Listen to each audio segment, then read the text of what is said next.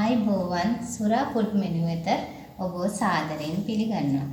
දවස නිකන් සීතලයි නේද? මෙහෙනම් වැස්ස. අපි හොඳ ස්පයිසි තේ එකක් බොමුද?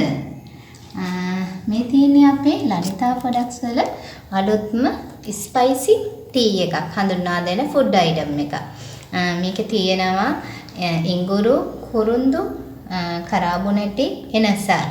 මේවා ස්වභාවිකම අමුද්‍රව්‍ය දාලා මේ නිපදලා තියෙන මේ නිෂ්පාදන දාලා තියෙන අයිටම් පවා තියෙනවා. අපි බලමු අද කොහොමද මේ ස්පයිසි ටී එක හදාගන්න විදිහ. ඒකට දාලා හදාගන්නවා.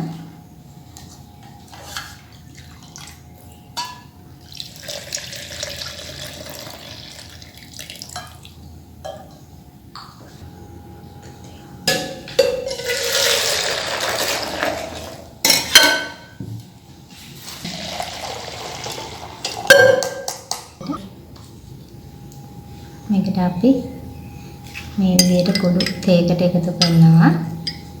නැත්තම් අපි අර කහට තේක හදාගද්දිම තේකටම දාලා පෙරලා ගන්නත් පුළුවන්. මේවා ඉතින් අර ස්වභාවිකම අපේ හොඳ මේ රසකාරක හින්දා කිසිම බය වෙන්න දෙයක් නැහැ බඩට ගියා කියලා. මොකොන්න පුළුවන්. අපේ අද හදාගත්ත ස්පයිසි ටී එක.